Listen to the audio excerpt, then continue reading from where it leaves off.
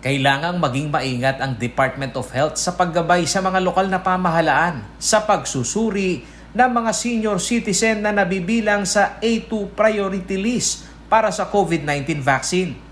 Ito ang babala ni Dr. Tony Lechon, Health Reform Advocate at dating consultant ng NTF ng mga panayam ng CLTV News Team.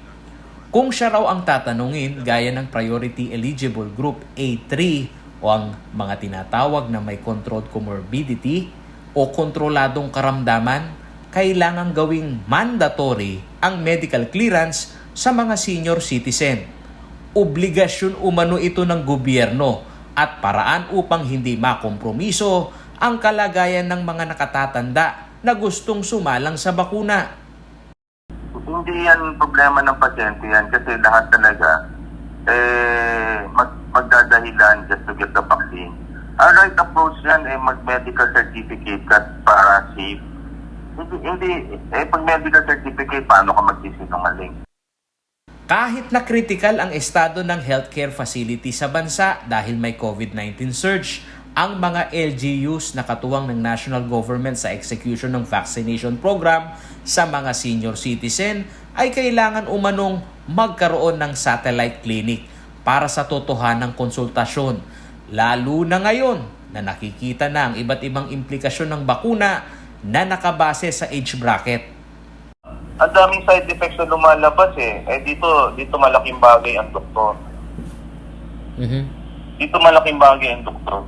Kasi ang daming explanation na gagawin Ngayon, Sinovac hindi pwede sa above 60, dati hindi pwede. Ang daming explain. Ngayon, may lumabas sa blood clot. Sino pwede mag-explain sa Astra na pwede gamitin? Mayroong higit 300,000 na senior citizen dito sa Pampanga na kabilang sa A2 Eligible Priority Group. Ayon kay Dr. Zenon Ponce, OIC ng Pampanga Provincial Health Office, bahagi naman ng vaccination program ng Pampanga ang pagsailalim sa konsultasyon ng mga doktor. Ngunit kung hihilingin ang medical certificate, ay malaking hamon umano ito dahil sa limitadong access at paglabas ng mga senior citizen. Yes, kasi lalo na ren doktor, naman mag-face to face Kasi lilimit na yung OPD na, lalo na ni ka-search. Ang hirap makipag-appointment sa mga doctors ngayon. Nilinaw naman ni Dr. Ponce na naibalangkas naman sa guidelines ng DOH ang paghingi ng medical certificate sa mga may karamdaman.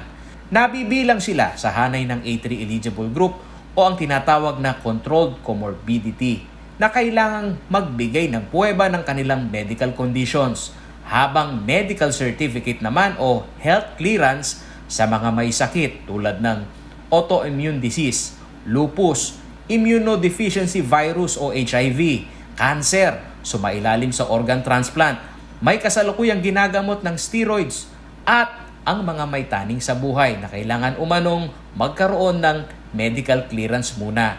Hindi pa umano tapos sa A1.7 eligible group ang Pampanga sa vaccination rollout nito at pinag-aaralan pa ang pag-rollout ng bakuna sa mga senior citizen. Tumatalima naman anya sila sa guidelines ng DOH, lalo na ngayong may mga bagong advisory. Kasi kaya ngayon actually nga, sarap ang senior citizen niya.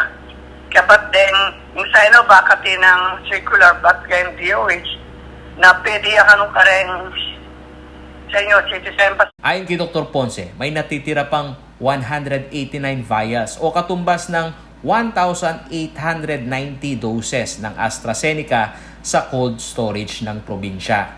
Natanggap na rin umano nila ang advisory ng DOH at ng Food and Drug Administration sa pagsuspinde pansamantala sa pagbakuna ng AstraZeneca vaccine sa mga may edad na 59 years old pababa dahil sa issue ng blood clot o pamumuo ng dugo na may mababang platelets sa mga nabakunahan nito. Paulo G. Santos, CLTV News.